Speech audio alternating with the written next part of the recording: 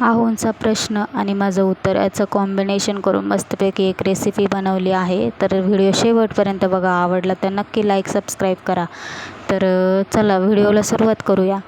तर ते म्हटले माझं पोटही भरेन आणि मनही भरेल असं मस्तपैकी एक रेसिपी बनव, ती 5 ते 10 मिनटात होईल. म्हणलं ठीक आहे. तर मग कुकरमध्ये आधी तेल टाकलं आणि त्यात टाकला उभा चिरलेला कांदा आणि 2 मिरच्या उभ्या चिरून, त्यानंतर मग अद्रक लसूणची पेस्ट आणि कढीपत्ता टाकला आणि त्यानंतर मग एक टॅमॅटो आणि आपली तोंडली ती उभी चिरून टाकली मस्तपैकी आणि मस्तपैकी फ्राय करून घ्यायचं. फ्राय झाल्यानंतर आहे ना, इथे मी काही सुके मसाले आणि आपला राजमा, ओला राजमा असतो तो, आणि एक बटाटा कट करून पाण्यामध्ये ठेवलं होतं स्वच्छ धुवून. त्यानंतर मग इथे तोपर्यंत फ्राय झालं होतं.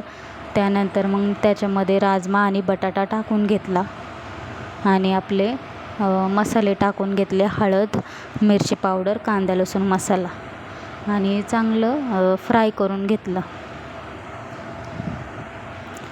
तर परतताना आपल्याला थोडंसं पाणी ॲड करायचं बरं का, म्हणजे मसाला जास्त करपणार नाही. त्यानंतर हे तांदूळ टाकून घ्यायचे.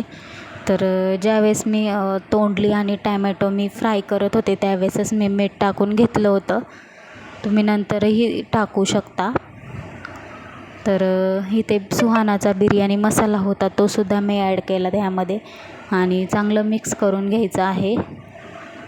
तर हा बिर्याणी मसाला म्हणजे खूप छान टेस्ट लागते. मसाले भात किंवा तुमचा पुलाव किंवा बिर्याणी वगैरे, तर हाच मसाला टाकत जातो मी. त्यानंतर मग जेवढं तुम्हाला क्वांटिटीनुसार पाणी टाका, जेवढं तुमचा राईस आहे तेवढा, आणि बारीक चिरलेली कोथिंबीर टाकून घ्या आणि मिक्स करून घ्या.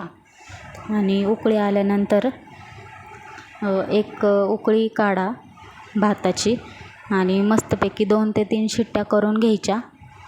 मस्त असा मोकळा आणि सुटसुटीत भात होतो आणि खायला पण टेस्टी झाला होता. तर माझा व्हेज पुलाव असा मस्तपैकी रेडी आहे. तर या तुम्ही पण खायला. आणि रेसिपी आवडली तर नक्की लाईक सबस्क्राईब करा आणि आपल्या चॅनलला असाच सपोर्ट करत राहा. तर भेटूया अशाच छान छान रेसिपीसह. तोपर्यंत खात राहा, मस्त राहा. माझ्या रेसिपी तुम्हाला नक्की आवडतील अशी मी आशा करते.